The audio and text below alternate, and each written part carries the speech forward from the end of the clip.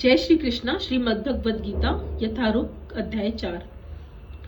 इस संसार में मनुष्य सकाम कर्मों में सिद्धि चाहते हैं, फल स्वरूप वे देवताओं की पूजा करते हैं। निसंदेह इस संसार में मनुष्य को सकाम कर्म का फल शीघ्र ही प्राप्त हो जाता है। इस जगत के देवताओं के विषय में भ्रांत धारणा है और विद्यता का दंभ रखने वाले अल्पज्ञ मनुष्य इन देवताओं को परमेश्वर के रूप में मान बैठते हैं, परंतु ये देवता ईश्वर के रूप नहीं होते, परंतु वे ईश्वर के अंश होते हैं। ईश्वर तो एक है किंतु अंश अनेक हैं। वेदों का कथन है, ईश्वर परमः कृष्ण, कृष्ण ही एकमात्र परमेश्वर है और सभी इस भौतिक जगत का प्रबंध करने के लिए शक्तियां प्राप्त हैं। ये जीवात्माएं हैं जिन्हें विभिन्न मात्रा में भौतिक शक्ति प्राप्त है। वे कभी परमेश्वर, नारायण, विष्णु या कृष्ण के तुल्य नहीं हो सकते। जो व्यक्ति ईश्वर या देवताओं को एक स्तर पर सोचता है वह नास्तिक या पाषंडी कहलाता है।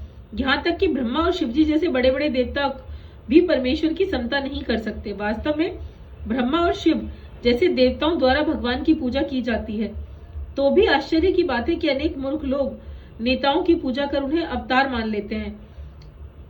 इस संसार के शक्तिशाली मनुष्य या देवता के लिए आए, लेकिन नारायण, विष्णु या कृष्ण भगवान इस संसार के नहीं है। वे भौतिक सृष्टि से परे हैं। नारायण या कृष्ण इस भौतिक सृष्टि से परे हैं, फिर भी मूर्ख लोग देवताओं की पूजा करते हैं क्योंकि वे तत्काल फल चाहते हैं। उन्हें फल मिलता भी है, किंतु वे ये नहीं जानते कि फल क्षणिक होते हैं अल्पज्ञ मनुष्यों के लिए। बुद्धिमान व्यक्ति कृष्ण भावनामृत में स्थिर रहता है। उसे किसी तत्काल क्षणिक लाभ के लिए किसी भी देवता की पूजा की आवश्यकता नहीं रहती। इस संसार के देवता उनके पूजक या संसार के सहार साथ ही विनिष्ट हो जाएंगे।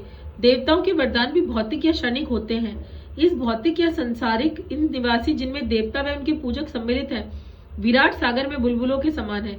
किंतु इस संसार में मानव क्षणिक वस्तुओं, परिवार या भोग की सामग्री के पीछे पागल रहता है। ऐसे क्षणिक वस्तुओं को प्राप्त करने के लिए लोग देवताओं की या मानव समाज के शक्तिशाली व्यक्तियों की पूजा करते हैं।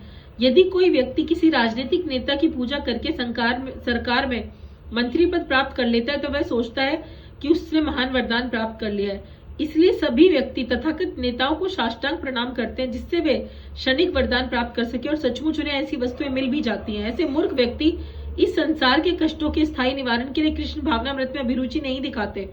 वे सभी इंद्रिय भोग के पीछे भागते हैं और शक्तिप्रद जीवों की पूजा करते हैं। यह श्लोक इंगित करता है कि विरले लोग ही कृष्ण भावनामृत में रुचि लेते हैं। अधिकांश लोग भौतिक भोग में रुचि लेते हैं। फलस्वरूप वे किसी न किसी शक्तिशाली व्यक्ति की पूजा करते हैं। जय श्री कृष्ण।